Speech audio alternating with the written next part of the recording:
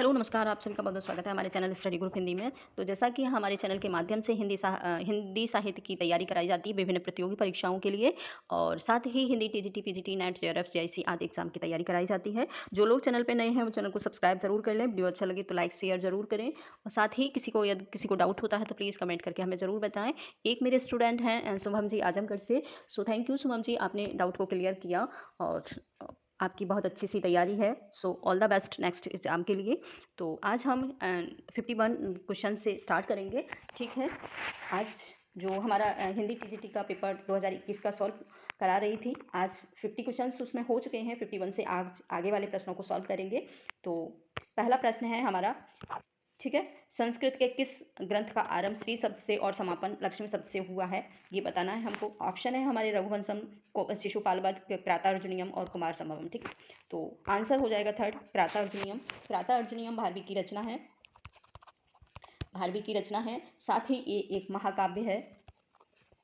महाकाव्य है और ये एक बृहत्रयी में आता है। बृहत्रयी का प्रथम ग्रंथ है। ठीक है, बृहत्रयी का प्रथम ग्रंथ है। साथ ही और एक, हाँ, इसमें 18 सर्ग हैं। ठीक है, 18 सर्ग हैं महाकाव्य। ठीक है, और बृहत्रयी में 3 हैं। तो इन तीनों को हम देख लेंगे, बृहत्रयी में कौन कौन से 3 ग्रंथ हैं वो। तो पहला है, एक बार इसको इरेज करते हैं। पहला है प्रातर्जुनीयम, आप लोग थोड़ा सा प्रातर्जुनीयम। दूसरा है शिशुपाल वध, शिशुपाल। ठीक है, और तीसरा जो है नैषधि चरितम। ठीक है, नैषधि चरितम। ये 3 जो ग्रंथ हैं ये बृहत्रयी में आते हैं और इसकी जो ट्रिक है वो है नैसिक, आप लोग याद रख लें। इस ट्रिक से आप कभी भी बृहत्रयी की रचनाओं को नहीं भूलेंगे। ठीक है, नैशिक और लघुत्रयी की एक जो लघुत्रयी में जो ग्रंथ आते हैं उनको भी आप एक ट्रिक के माध्यम से देखेंगे। उसका ट्रिक है कुमेर, कुमेर। ठीक है, कुमेर में है कुमार संभवम, कुमार संभवम और मेघदूत। ठीक है, मेघदूत, सॉरी ये रेज हो गया है, दोबारा से लिखना पड़ेगा। तो पहला है लघुत्रयी में मेघदूत, कुमार संभवम, ठीक है, और रघुवंशम।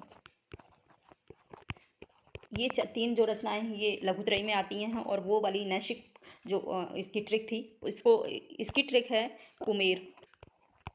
ठीक है, इसके माध्यम से आप लघुत्रयी और बृहत्रयी की रचनाओं को कभी नहीं भूलेंगे। तो कुमेर और नैशिक हमेशा याद रखें। ठीक है, इससे आप कभी नहीं भूलेंगे। दूसरा है प्रश्न, ब्लोम की दृष्टि से असंगत शब्द है। ठीक है, ब्लोम की दृष्टि से असंगत हमको बताना है जिसमें ब्लोम ना हो। ठीक है, तो पहला ऑप्शन है अज्ञ का वेग्य होगा, अनद्य का पुरातन होगा, अनाद और अजय का विजय होगा, अर्वाचीन का प्राचीन होगा। तो मूल रूप से ये प्रश्न थोड़ा डाउटफुल रहा है बोर्ड के माध्यम से। ठीक है, तो आप लोग इसमें थोड़ा सा समझने की कोशिश करें।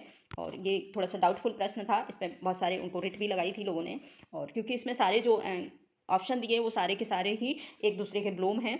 ठीक है, जैसे कि अज्ञ का विज्ञ होता ही है, अद्यतन का पुरातन होता है, अजय का विजय होता है, अर्वाचीन का प्राचीन होता है। तो मूल रूप से इनका जो इसमें अलग कोई नहीं था, चारों के चारे एक दूसरे के अपोजिट ही थे, ब्लोम ही थे, इसीलिए इसमें रिट लगाई गई थी। इसके बाद दूसरा प्रश्न है, निम्नलिखित में से एक ओष्ठ ध्वनि नहीं है। ओष्ठ ध्वनि हमको बताना है, जो ओठों के माध्यम से ध्वनि बोली जाती है। हमारे जो व्यंजन है, स्पर्श व्यंजन को 5 भागों में बांटा गया है, इसमें से एक ओष्ठ ध्वनि आती है। तो उन्हीं ओष्ठ ध्वनि को हमें बताना है कि कौन सी नहीं है।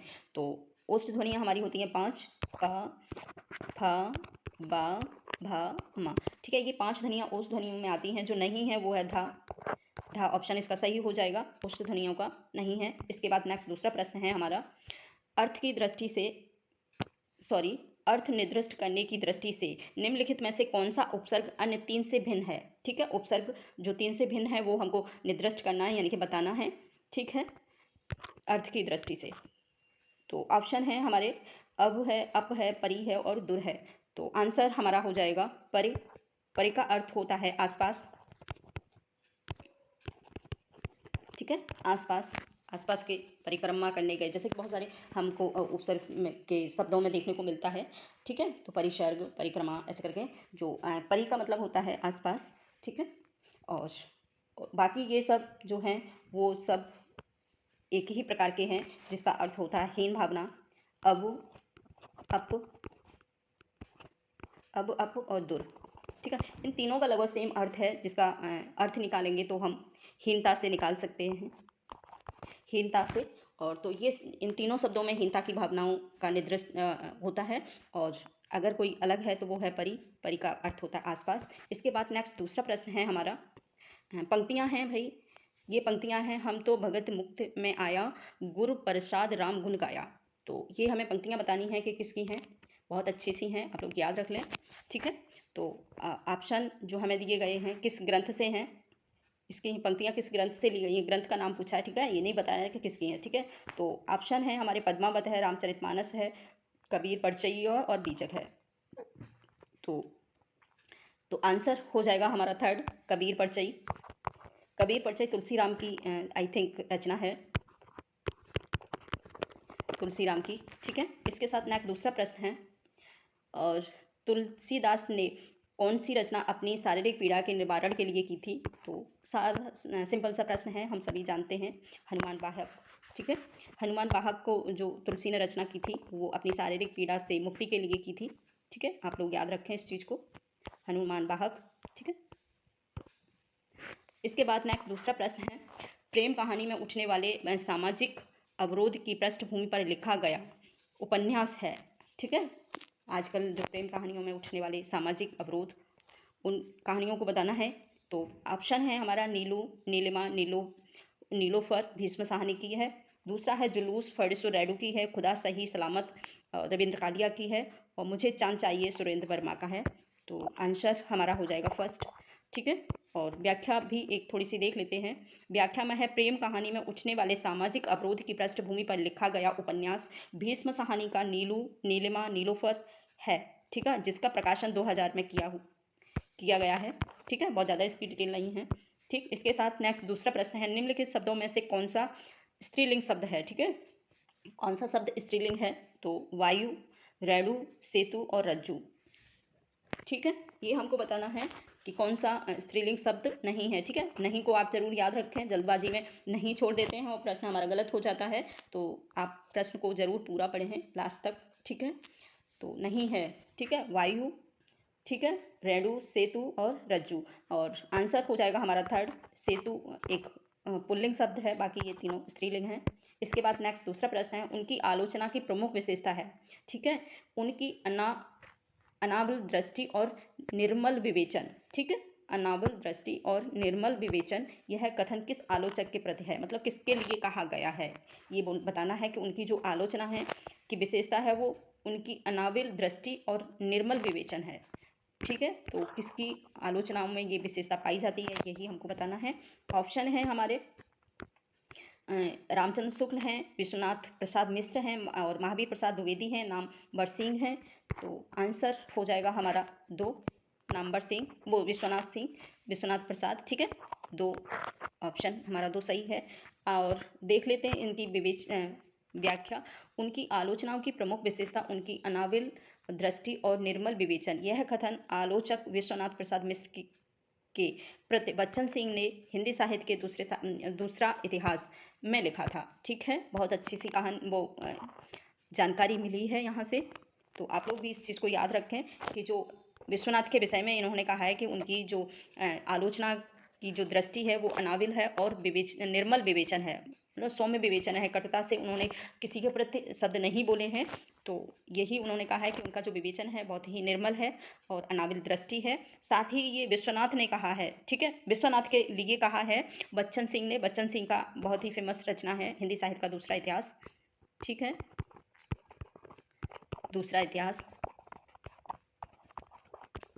हिंदी साहित्य का दूसरा इतिहास। ठीक है, तो ये बच्चन सिंह का बहुत ही फेमस ग्रंथ रहा है, कभी मौका मिले तो इसे ज़रूर पढ़ना, हिंदी साहित्य का दूसरा इतिहास। ठीक है, और बहुत क्वेश्चंस इसमें से बनते हैं। बच्चन सिंह की जो पुस्तक है हिंदी साहित्य का दूसरा इतिहास, बहुत सारे क्वेश्चंस इसमें से आते हैं हिंदी TGT PGT नेट में। ठीक है, तो इसके साथ नेक्स्ट दूसरा प्रश्न है, संस्कृत के प्रथम नाटककार माने जाते हैं। ठीक है, तो संस्कृत के जो प्रथम नाटककार ऑप्शन है हमारे कालिदास, सुदृढ़ और विशाखदत्त, भास। तो आंसर हो जाएगा 4। भास को पहला संस्कृत का प्रथम नाटककार माना जाता है। और ऑप्शन इसके देख लेते हैं।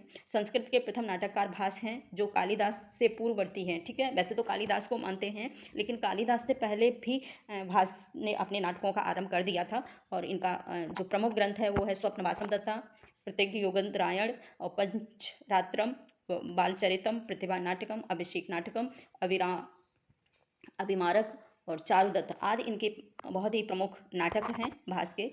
और सबसे ज़्यादा जो भास ने सर्वप्रथम संस्कृत में एकांकी नाटक लिखा था। ठीक है, ये कोई खास नहीं है, लेकिन इतने जो इनके जो नाटक हैं इनको ज़रूर आप लोग याद रखें। ठीक है, तो भास ही इसका आंसर है 4। सबसे पहले जो संस्कृत के नाटककार माने जाते हैं वो भास से आरंभ होता है संस्कृत नाटकों का। इसके बाद खड़ी बोली का एक अन्य नाम और है, वो हमें बताना है। तो अंतर्वेदी, प्राची, कौरवी और हरियाणवी। ठीक है, तो आंसर हो जाएगा हमारा 3। कौरवी ही खड़ी बोली का दूसरा नाम है। ठीक, कौरवी। इसके बाद दूसरा प्रश्न है ब्रह्म संप्रदाय के संपादक कौन हैं? तो आप लोगों को पता होगा कि ब्रह्म संप्रदाय किसके द्वारा चलाया गया था। तो आंसर है हमारे पहला है श्री निम्बार्काचार्य, शंकराचार्य, माधवाचार्य और रामानुजाचार्य। तो ऑप्शन हमारा सही जो होगा वो होगा, जो ब्रह्म संप्रदाय चलाया था माधवाचार्य ने। ठीक है, माधवाचार्य आप लोग जानते होंगे। इसके बाद निम्बार्का ने चलाया था द्वैतवाद। ठीक, और शंकराचार्य का था अद्वैतवाद। माधवाचार्य का ब्रह्म संप्रदाय था और रामानुजाचार्य का था विशिष्ट द्वैतवाद। ठीक है, विशिष्ट द्वैतवाद। इस प्रकार से इसका आंसर हो जाएगा 3 माधवाचार्य के द्वारा चलाया गया था ब्रह्म संप्रदाय। ठीक है, इसके साथ नेक्स्ट दूसरा प्रश्न है, द्रुत विलंबित छंद का लक्षण है कि इसके प्रत्येक चरण में होते हैं। ठीक है, चरण नहीं लिखा है, कोई बात नहीं। इसके बाद ऑप्शन है हमारे, ठीक है, ऑप्शन है 2 तगड़ 1 जगड़ होता है, 2 गुरु के क्रम में 11 वर्ड होते हैं।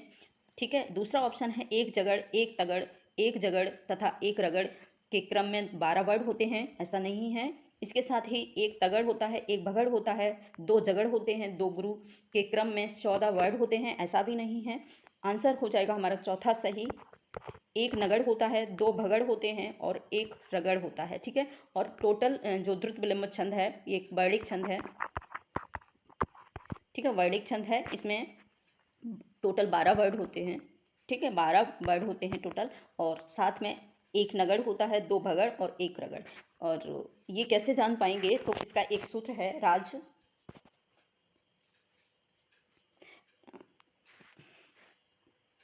सूत्र है या माता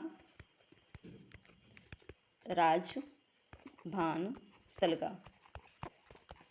इसका सूत्र है, सूत्र के माध्यम से हम बहुत अच्छे से इन चीज़ों को समझ पाते हैं कि किस में रगड़ है, किस में भगड़ है। जब मैं छंद पढ़ाऊंगी तो बहुत अच्छे से आप सभी को समझा देंगे। आप लोगों से अभी बस इतना ही रिक्वेस्ट है कि आप इस सूत्र को जरूर याद रख लें, या माता राजभान सलगा। ठीक है, इसके बाद नेक्स्ट दूसरा प्रश्न है हमारा, दूसरा प्रश्न है, टीकाकार मल्लनाथ ने कालिदास कृत कुमार संभव में कितने सर्गों पर संजीवनी लिखी है? ठीक है, देखा कितना मतलब अलग से प्रश्न आए थे टीजीटी के, बहुत ही लोगों को डाउट हो रहा था इन प्रश्नों में। ठीक है, तो कि टीकाकार जो मल्लिकानाथ ने कालिदास के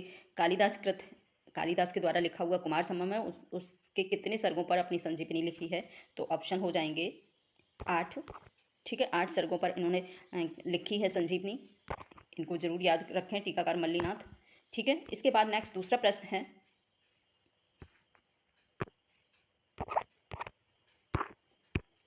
प्रश्न है, रामचंद्र शुक्ल का हिंदी साहित्य का इतिहास पहले किस ग्रंथ की भूमिका के रूप में छपा था?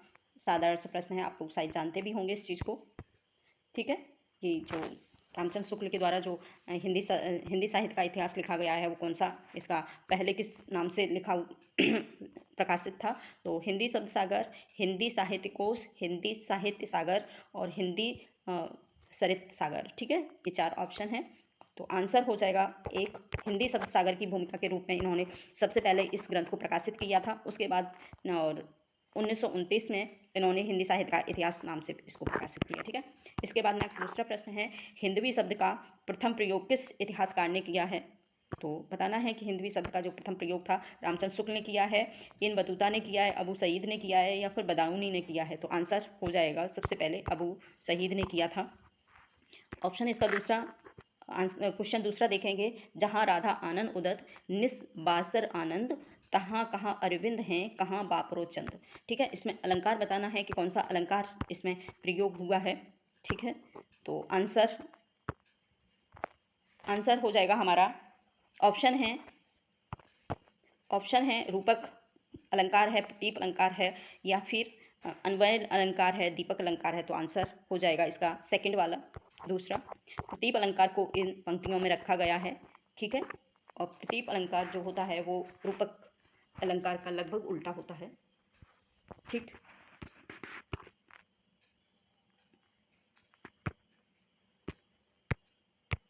इसके साथ नेक्स्ट दूसरा प्रश्न है, उपन्यास रहस्य। ठीक है, उपन्यास रहस्य शीर्षक से किसका निबंध है? उपन्यास रहस्य किसका निबंध है? ठीक, ये बताना है कि उपन्यास रहस्य जो निबंध है वो किसका है।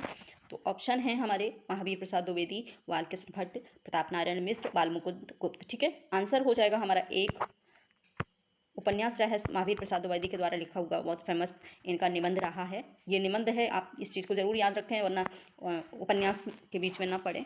ठीक है, और इनकी ये रचनाएं हैं तो कोई खास नहीं है, लेकिन एक बार देखना चाहें तो देख सकते हैं। इसमें व्याख्या है, उपन्यास रहस्य शीर्षक से महावीर प्रसाद द्विवेदी का निबंध संग्रह है। ठीक है, निबंध संग्रह है। ठीक, और नाट्य शास्त्र, हिंदी भाषा की उत्पत्ति, संपत्ति शास्त्र कौटिल्य कुठार, कालिदास की निरंकुशता, वनिता विलास, रसज्ञ रंजन बहुत फेमस रहा है, कालिदास और उनकी कविताएं, सुकवि की कीर्तन, और अतीत स्मृति, साहित्य लाभ, विज्ञ विनोद, और कोविद कीर्तन, प्राचीन चिन्ह, चरित्रचार्या, पुरातत्व, प्रसंग, साहित्य सीकर बहुत ही इंपॉर्टेंट है, साहित्य सीकर बहुत एग्जाम में आता है, और ज्ञान वार्ता, वाग्विलास, विचार विमर्श, तरुणोपदेश आदि इनके गद्य रचनाएं। ठीक है, ये। इसके बाद नेक्स्ट दूसरा प्रश्न है, किंतु उस दिन यह सिद्ध हुआ जब कोई भी मनुष्य अनासक्त होकर चुनौती देता है इतिहास को, उस दिन नक्षत्रों की दशा बदल जाती है। ये बताना है कि बहुत ही इतनी इंपॉर्टेंट महत्वपूर्ण लाइन कहा है इसमें कि किंतु उस दिन यह सिद्ध हुआ जब कोई भी मनुष्य अनासक्त होकर चुनौती देता है इतिहास को चुनौती देता है, उस दिन नक्षत्रों की दशा बदल जाती है। ठीक है, तो ऑप्शन है हमारे इसमें, लाइन बहुत ही महत्वपूर्ण है। ऑप्शन है अंधा युग धर्मवीर भारती, और एक कंठ बिस्पाई दुष्यंत कुमार की है, एक आत्मवक्ता मुक्तबोध का है, आत्महत्या के विरोध रघुवीर शाही की रचना है। तो आंसर हो जाएगा इसका एक, धर्मवीर भारती के द्वारा लिखा हुआ अंधा युग। अगर किसी को मौका मिले अंधा युग पढ़ने का तो इसमें इतने अच्छे अच्छे टॉपिक्स हैं जो पढ़ने के लिए बहुत ही मतलब सटीक इसमें बताया गया है, जिसको मौका मिले ज़रूर पढ़ें इस रचना को। इसके बाद नेक्स्ट दूसरा प्रश्न है, लकार और उसके काल वाचक अर्थ का कौन सा युग्म सही नहीं है? हमको लकार बताना है। ठीक है, कौन सा लकार इसमें सही नहीं है? तो ऑप्शन है हमारे लोट लकार संभाव्य काल है, और लट लकार वर्तमान काल है, लट लकार भविष्यत काल है, लड़ लकार भूतकाल है। तो आंसर हो जाएगा इसका, आंसर हो जाएगा ए सही। लोट लकार जो होता है ना वो आज्ञा सूचक के लिए प्रयोग होता है, संभाव्य काल के लिए नहीं। ठीक है, इसके बाद नेक्स्ट दूसरा प्रश्न है, पौन माया कर घूंघट टारों पौन माया कर घूंघट टारें, दया करी दामिनी दीप दिखावे। ठीक है, काव्य पंक्तियां किस कवि की हैं? ऑप्शन है हमारे, ऑप्शन है नेही नागरीदास, नेही नागरीदास, पद्माकर, दूसरा है देव, और ग्वाल। तो आंसर हो जाएगा हमारा ए सही, नेही नागरीदास के द्वारा जो लिखी गई पंक्तियां हैं। ठीक है, ए सही है, नेही नागरीदास। इसके बाद नेक्स्ट दूसरा प्रश्न है, हिमाद्री तुंग श्रृंग से प्रबुद्ध शुद्ध भारती, स्वयं प्रभा सुमंजुला स्वतंत्रता पुकारती। ठीक है, कितनी अच्छी मतलब पंक्तियां लिखी गई हैं प्रसाद के माध्यम से। ठीक है, तो इसमें बताना है कि कौन सा गुण मौजूद है। ठीक, काव्य का कौन सा गुण है इसमें। ये प्रसाद के द्वारा लिखा हुआ ये रचना है और ये चंद्रगुप्त नाटक का है। ठीक है, गुप्त नाटक का है, प्रसाद के द्वारा है। जयशंकर प्रसाद के द्वारा लिखा हुआ चंद्रगुप्त नाटक की ये रचनाएं हैं। हिमाद्री तुंग श्रृंग से प्रबुद्ध शुद्ध भारती स्वयं प्रभा सुलंघला स्वतंत्रता पुकारती। ठीक है, ये जो है। अब इसमें बताना है कि कौन सा गुण है। तो ऑप्शन है माधुर्य गुण है, ओज गुण है, प्रसाद गुण है, या इनमें से कोई नहीं है। तो आंसर, जैसा कि हमें पंक्तियों से थोड़ा सा फील हो रहा है कि इसमें किस प्रकार का जो उल्लेख किया गया है इन पंक्तियों में, तो वो है उल्लेख माधुर्य, इसमें गुण नहीं है। माधुर्य में थोड़ा सा श्रृंगारिकता आ जाती है। ओज में उत्साहपूर्वक जो शब्द जहाँ प्रयोग होते हैं वहाँ पर ओज गुण होता है। प्रसाद में लगभग मतलब शांति और प्राकृतिक प्रेम से रिलेटेड होता है। ठीक है, तो इस प्रकार से इसका जो आंसर हो जाएगा वो हो जाएगा सेकंड वाला, ओज गुण ही इसमें है, क्योंकि इसमें भारत के अपने देश के प्रति जो उत्साह लोगों के प्रति उत्साहित लोगों को करना है वो इसमें दिखाया इन पंक्तियों में। ठीक है, इसके बाद नेक्स्ट दूसरा प्रश्न है, अंतःकरण की वृत्तियों के चित्र का नाम कविता है, यह काव्य लक्षण किस ने प्रस्तुत किया है। ठीक है, ये काव्य लक्षण हमें बताने हैं कि किसके द्वारा हैं, कि अंतःकरण की प्रवृत्तियां के चित्र का नाम कविता है, और यह काव्य लक्षण किसने बताया है। ठीक, बहुत ही अच्छा लाइन है ये, कविता का परिभाषा भी है और लक्षण प्रवृत्तियां भी हैं इसमें। ठीक है, दो चीज़ इसमें देखने को मिल रही है। ऑप्शन है हमारे रामचंद्र शुक्ल हैं, श्याम सुंदर दास हैं, महावीर प्रसाद हैं और हजारी प्रसाद हैं। तो आंसर हो जाएगा इनका थर्ड, महावीर प्रसाद द्विवेदी। महावीर प्रसाद द्विवेदी के द्वारा ही ये कहा गया है कि अंतःकरण की प्रवृत्तियों के चित्र का नाम ही कविता है। कविता की ये इनकी परिभाषा बहुत ही महत्वपूर्ण है आप सभी के लिए, तो जरूर इसे नोट करें नेक्स्ट एग्जाम के लिए। इसके बाद नेक्स्ट दूसरा प्रश्न है, निम्नलिखित में से कौन सा वर्ड घोष प्राण है। हमने एक वीडियो बनाया था जिसमें घोष प्राण, अल्प प्राण, महाप्राण, अघोष और स्पर्श, सारे हमने जो व्यंजन थे उन सबका विवेचन किया है। और जिन लोगों को अगर डाउट होता है वो मतलब वीडियो को जरूर देख लें चैनल पर जाकर। ठीक है, तो आंसर हो जाएगा इसका जो है घोष प्राण जो है वो हा है। ठीक है, ये सारे जो हैं अंतस्थ व्यंजन हैं, अंतस्थ व्यंजन हैं तीनों के तीनों, और घोष है वो हा है। इसके बाद नेक्स्ट दूसरा प्रश्न है, इसमें व्याख्या भी है। हा वर्ड घोष महाप्राण है और प्रत्येक वर्ड का तीसरा, हाँ देखो ये लिखा है प्रत्येक वर्ड का तीसरा, चौथा, पांचवा, ठीक है, तीसरा चौथा पांचवा जो वर्ड होते हैं वो, और साथ में सारे स्वर या हाँ सारे स्वर वर्ड और य र ल बा। ठीक है, जिसे हम उस अंतस्थ व्यंजन बोलते हैं। सॉरी, ये ऊष्म व्यंजन है, ये हमने अंतस्थ व्यंजन कर दिया, इसके लिए सॉरी क्षमा चाहते हैं। ये ऊष्म व्यंजन है, सा ऊष्म व्यंजन। ठीक है, ऊष्म व्यंजन है। अंतस्थ व्यंजन होते हैं वो य र ल बा होते हैं, य र ल और बा। ठीक है, अंतस्थ व्यंजन है। हाँ घोष प्राण है, घोष वर्ड है, और तथा द्वितीय वर्ड, ठीक है, वर्ग का दूसरा चौथा, ठीक है, व्यंजन, और ढा शा महाप्राण होते हैं। महाप्राण उसमें हमने बहुत अच्छे से बताया, इसमें थोड़ा सा कचर पचर है तो आप उस चीज़ को याद रख लें। ठीक, इसका जो टाइपिंग थोड़ी सी पास हो गई है तो क्लियर नहीं हो पा रहा, इसलिए तो आप उस वीडियो को देख लेंगे तो आपको समझ आ जाएगा कौन सा अंतस्थ व्यंजन, कौन सा घोष, कौन सा अघोष, कौन सा स्पर्श व्यंजन, सारे उसमें स्पष्ट किए हैं पूरी तरीक़ा से। सारे स्वरों को हमने अच्छे से डिटेल से समझाया और सारे व्यंजनों को। तो जिनको डाउट होता है तो वीडियो को जाकर जरूर देख लेंगे। साथ ही दूसरा प्रश्न है, विदा की दृष्टि सुमिलित कीजिए। ठीक है, हमको बताना है ये कौन सी रचना किस विदा की है। ठीक है, तो अत्र कुशलम तत्रास्तु, ये एक पत्र साहित्य है क्या। दूसरा है अपनी धरती अपने लोक आत्मकथा है। तीसरा है व्यक्तित्व की झांकियाँ, ठीक है, रेखा चित्र है। चौथा है जो वो है शांति निकेतन के शिवालिक यात्रा साहित्य। ठीक है, तो आंसर हो जाएगा इसका 4, यही गलत है, बाकी सब सही है। ये एक पत्र साहित्य है, अत्र कुशलम तत्रास्तु। ठीक है, अपनी धरती अपने लोग, ये शिव प्रसाद का साहित्य आत्मकथा है, और व्यक्तित्व की झांकियाँ रेखा चित्र है। इसके बाद नेक्स्ट दूसरा प्रश्न है, इसका आंसर भी बहुत अच्छे से दिया हुआ है, डिटेल, एक बार डिटेल इसकी देख लेते हैं, अच्छे से दिया है इसमें डिटेल है। अत्र कुशलम तत्रास्तु रामविलास शर्मा का तथा अमृतलाल नागर का पत्र साहित्य है, बहुत अच्छे से दिया है, ठीक है, पत्र साहित्य संवाद है, ठीक है। दूसरा है रामलाल शर्मा के पुत्र, ठीक है, विजय मोहन शर्मा और अमृतलाल नागर के पुत्र शरद नागर ने वर्ष 2000 में किया था, ठीक है। जो दूसरा है इसका संपादन इनके दोनों बेटों ने किया है।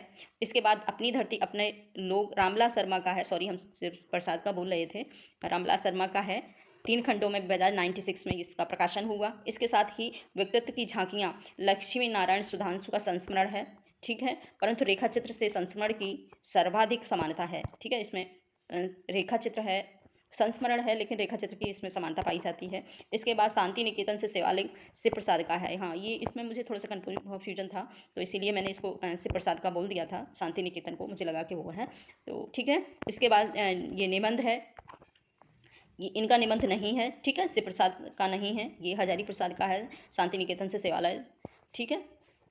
इसके बाद नेक्स्ट दूसरा प्रश्न है हमारा, निर्भय भीम वियोग व्यायोग के लेखक हैं। निर्भय, ये रचनाएं, कुछ रचनाएं तो ऐसी हैं जो मतलब हमने बहुत ही कम इनको पढ़ा होगा, बहुत ही टफ पेपर था 2021 का लोगों की अपेक्षा से, ठीक है, लेकिन फिर भी नहीं, अब आप लोगों को तैयारी जो करनी है वो इसी पेपर पैटर्न के माध्यम से के आधार पर करनी है, ठीक है, तो घबराने की ज़रूरत नहीं है। तो निर्भय भीम व्यायोग के लेखक हैं, ऑप्शन हैं धनपाल, राजशेखर, धर्म प्रभ सूरी और रामचंद्र सूरी, तो आंसर हो जाएगा 4 रामचंद्र सूरी। इसके बाद नेक्स्ट दूसरा प्रश्न है, निम्नलिखित में एक मार्कंडे की कहानी नहीं है। मार्कंडे की कहानी हमको बताना, बहुत अच्छे फेमसकार रहे मार्कंडे, बहुत इनकी रचनाएं आती हैं, मार्कंडे को जरूर आप अच्छे से पढ़ें। तो महुए का पेड़, रामलीला और पान फूल, हंसा जाए अकेला, तो इनका जो नहीं है वो है 2, रामलीला इनकी नहीं है, बाकी ये तीनों ही हैं, ठीक है, ये सुलभ राग की हैं। और महुए का पेड़ इनका बहुत ही फेमस रचना है, कहानी है। हंसा जाए अकेला ये भी बहुत फेमस रही है। इसके साथ नेक्स्ट दूसरा है, पक्षी का पर्यायवाची नहीं है, बताना है पक्षी का पर्यायवाची कौन सा नहीं है। खग है, शकुन है और शकुंद है, इसके साथ शकुंतल है, तो ये 4 ऑप्शन दिए हुए हैं, ठीक है।